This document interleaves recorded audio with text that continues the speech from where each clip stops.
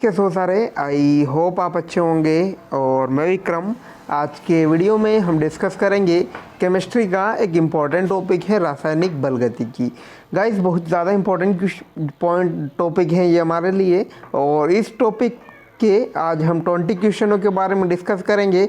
ये 20 क्वेश्चन आपकी the head pre veterinary fishing test और पीएटी जैसी तीनों एंट्रेंस एग्ज़ाम के लिए बहुत ही महत्वपूर्ण साबित होने वाले हैं। तो वीडियो को स्टार्ट करते हैं। इससे पहले यदि आप चैनल पर नए हो या पहली बार विजिट कर रहे हो तो चैनल को सब्सक्राइब ज़रूर कर दीजिएगा। साथ ही में बेल आइकन प्रेस कर लीजिए जिससे कि कोई नई भी अपडेट रहे तो उसे आप मिस न कर पाएँ। एक और गाइस आपके लिए एक अच्छी बात है कि यदि आप हिंदी और इंग्लिश में आपको अलग अलग लैंग्वेजेस में अगर आपकी हैं तो यहाँ पर आपको दोनों लैंग्वेजेस में क्वेश्चन आंसर मिलेंगे। तो यहाँ पर आपको हिंदी और इंग्लिश दोनों में आपको क्वेश्चन आंसर मिलेंगे, जिससे कि कोई हिंदी वाला स्टूडेंट हो तो उसे प्रॉब्लम ना हो और कोई इंग्लिश वाला स्टूडेंट भी हो तो उसे आपको प्रॉब्लम ना हो। तो गाइस स्टार्ट करते हैं पहला क्वेश्चन। तो फर्स्ट क्वेश्चन है कि औसत अभिक्रिया का दर सूत्र क्या है। ऑप्शन है dx/dt या dx/dt। The formula for the average reaction rate is dx/dt या del x upon del t. तो गाइज राइट आंसर रहेगा यहाँ पर डेल x/dt, जो कि औसत अभिक्रिया का सूत्र है। ये इंपॉर्टेंट क्वेश्चन है गाइज। यहाँ पर केवल हम थ्योरी के जो क्वेश्चन बनते हैं उन्हीं के बारे में डिस्कस करेंगे। अभी हमने न्यूमेरिकल क्वेश्चनों के बारे में स्टार्ट नहीं किया है, तो कुछ दिनों बाद न्यूमेरिकल क्वेश्चन भी हम सॉल्व करेंगे। तो बहुत ही ज़्यादा जो इम्पोर्टेंट रहते हैं न्यूमेरिकल, केवल उन्हीं के बारे में हम डिस्कस करेंगे। सेकंड क्वेश्चन, आणविकता का मान संभव नहीं है 1/2 या 3। तो the value of molecularity is not possible 1/2 या 3। तो गाइस यहाँ पर जो आंसर रहेगा 1/2। जो आणविकता है उसका मान जो 1/2 यानी कि जो 1/2 है वो संभव नहीं है। इसका जो मान होता है गाइस, जो प्राकृत संख्या होती हैं या पूर्ण संख्याएं होती हैं ओके, लेकिन जब बटे में जो संख्या रहती हैं वो आणविकता का मान नहीं होती हैं ओके। तो नेक्स्ट क्वेश्चन की हम बात कर ले तो प्रथम कोटि की अभिक्रिया की इकाई क्या है। ऑप्शन प्रति सेकंड या मोल प्रति लीटर। बहुत ही ज़्यादा इंपॉर्टेंट है गाइस, अक्सर एग्जाम में पूछा जाता है। शून्य कोटि अभिक्रिया हो, प्रथम कोटि अभिक्रिया हो, द्वितीय कोटि अभिक्रिया हो या तृतीय कोटि अभिक्रिया हो, तीनों चारों का अक्सर एग्जाम में पूछा जाता है। तो बहुत ही ज़्यादा इंपॉर्टेंट है गाइस, ये आप अच्छी तरह क्लियर इसे कर ले। तो the unit of the first order reaction is पर सेकंड या मोल पर लीटर। तो गाइस आंसर है फर्स्ट प्रति सेकंड। प्रति सेकंड जो है कि ऑप्शन राइट ऑप्शन है अपना प्रथम कोटि की अभिक्रिया की इकाई के लिए। नेक्स्ट क्वेश्चन की हम बात करें कि अभिक्रिया में भाग लेने वाले कुल अणुओं की संख्या क्या कहलाती है। ऑप्शन आणविकता या अभिक्रिया की कोटि। तो the total number of molecules participating in the reaction is called molecularity या डिग्री ऑफ रिएक्शन। तो आंसर है गाइस आणविकता। आणविकता वह है जो अभिक्रिया में भाग लेने वाले अणुओं की कुल संख्या होती है। तो ये भी इम्पोर्टेंट है गाइस।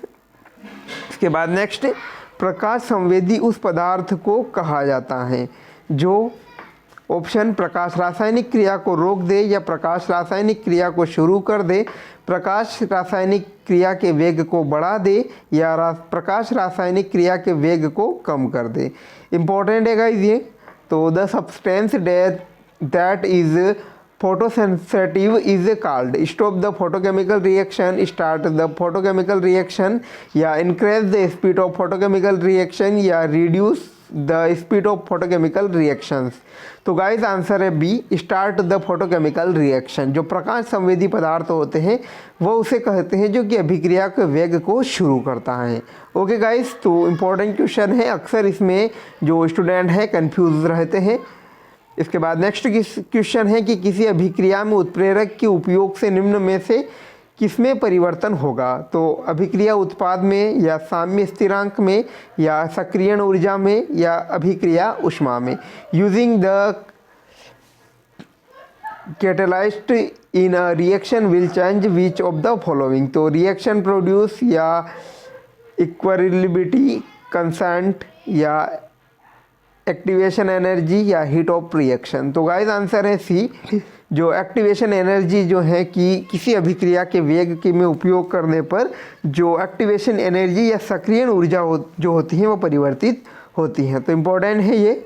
इसके बाद नेक्स्ट क्वेश्चन की हम बात करें कि प्रथम कोटि की अभिक्रिया कि अर्ध आयुकाल निर्भर करता है। जो प्रथम जो फर्स्ट ऑर्डर रिएक्शन होती हैं वह किस पर निर्भर करती हैं? तो क्रियाकारक की प्रारंभिक सांद्रता पर, उत्पाद की सांद्रता पर, उपर्युक्त दोनों की सांद्रता पर, या इनमें से किसी पर नहीं।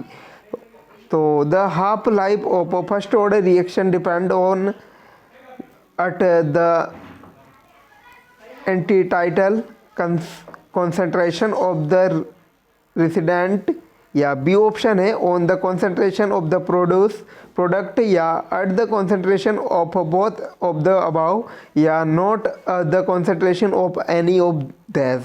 तो राइट आंसर है गाइज डी, इनमें से किसी की सांद्रता पर नहीं। प्रथम कोटि की अभिक्रिया का जो अर्ध आयुकाल होता है यानी हाफ लाइफ जो होता है वह किसी की सांद्रता पर निर्भर नहीं करता है, ना तो क्रियाकारक की सांद्रता पर निर्भर करता है और ना ही उत्पाद की सांद्रता पर निर्भर करता है।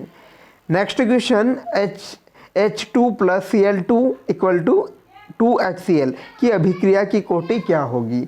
ऑप्शन प्रथम कोटि की अभिक्रिया या शून्य। तो the order of reaction of H2 + Cl2 = 2HCl is 1 या 0। तो गाइज ये है 0। तो जब हाइड्रोजन और क्लोरीन मिलकर हाइड्रोक्लोरिक अम्ल बनाते हैं तो ये जो रिएक्शन है ये जो है गाइज शून्य कोटि की अभिक्रिया। तो इम्पोर्टेंट क्वेश्चन है गाइज ये। इसके बाद नेक्स्ट, क्रिया की दर K की मात्रा ऑप्शन है कि अभिकर्मक की सांद्रता पर निर्भर नहीं करती हैं, आर्हिनीय स्थिरांक कहलाती हैं, यह विमाहीन है, ताप के प्रति स्वतंत्र है। The rate of action K quantity does not depend on the concentration of the reagent, या Arrhenius concentrate is called is dimensionless, या is the independence of temperature. तो गाइस आंसर है ए कि does not depend on the concentration of the reagent. तो अभिकर्मक की सांद्रण पर निर्भर नहीं करता है जो K की वैल्यू रहती है। गाइस इंपॉर्टेंट है ये, जो क्रिया की दर होती है उसमें K की जो मात्रा होती है अभिकर्मक की सांद्रता पर निर्भर नहीं करती है। नेक्स्ट क्वेश्चन कि रेडियोधर्मी क्षय की क्रिया की अभिक्रिया कोटि है। ऑप्शन 1, 2, 3 या 4।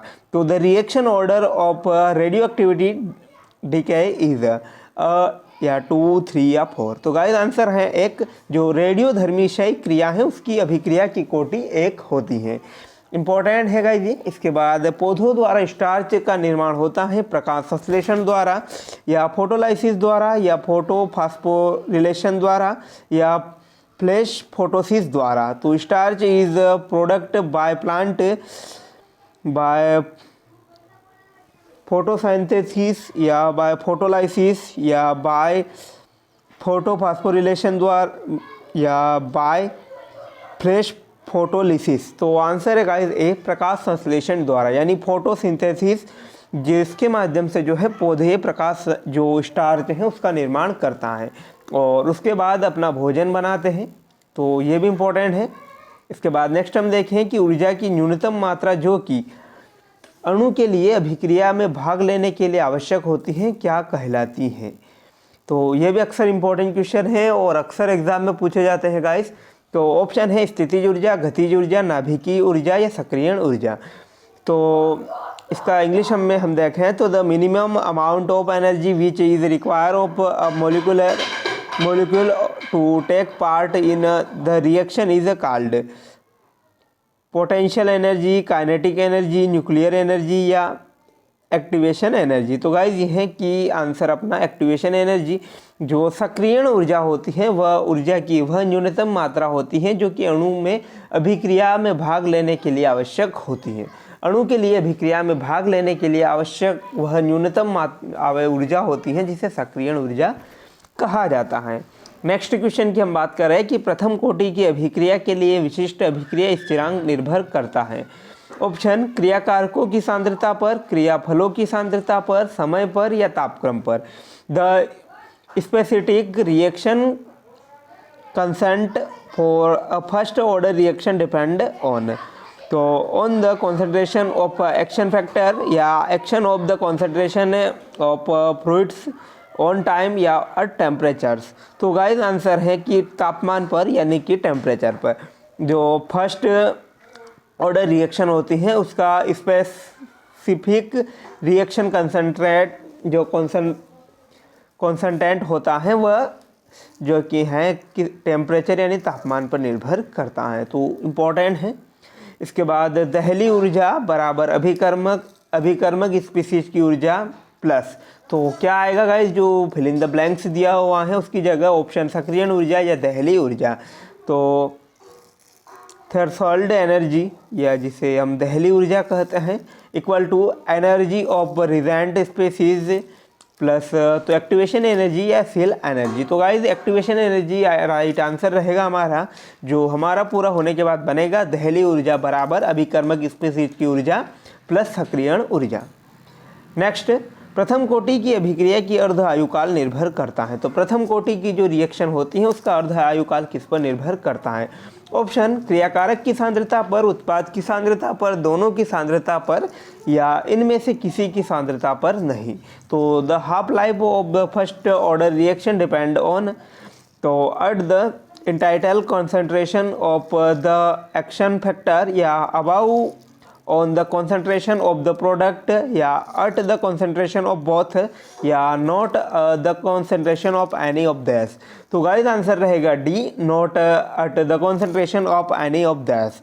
तो the half life of first order reaction depended on, जो प्रथम कोटि की जो अभिक्रिया होती है उसका अर्ध आयुकाल ना तो क्रियाकारक की सांद्रता पर निर्भर करता है और ना ही उत्पाद की सांद्रता पर निर्भर करता है। इंपॉर्टेंट क्वेश्चन है ये। इसके बाद नेक्स्ट हम बात कर लेते हैं कुछ फिल इन द ब्लैंक्स की, जिसमें आपको जो है कि ऑब्जेक्टिव के तौर पर मिलेंगे। तो किसी अभिक्रिया का वेग क्रियाकारकों की सांद्रता पर निर्भर नहीं करता है तो वह अभिक्रिया कहलाती है। ऑप्शन शून्य कोटि की अभिक्रिया या प्रथम कोटि की अभिक्रिया। If the rate of the reaction does not depend on the concentration of the reacting factor then the reaction is called zero order या फर्स्ट ऑर्डर रिएक्शन।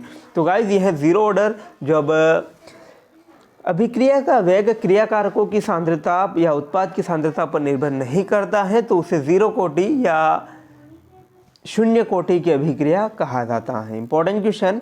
इसके बाद ताप बढ़ाने पर अभिक्रिया की दर में क्या होता है। ऑप्शन वृद्धि होती है या कमी होती है।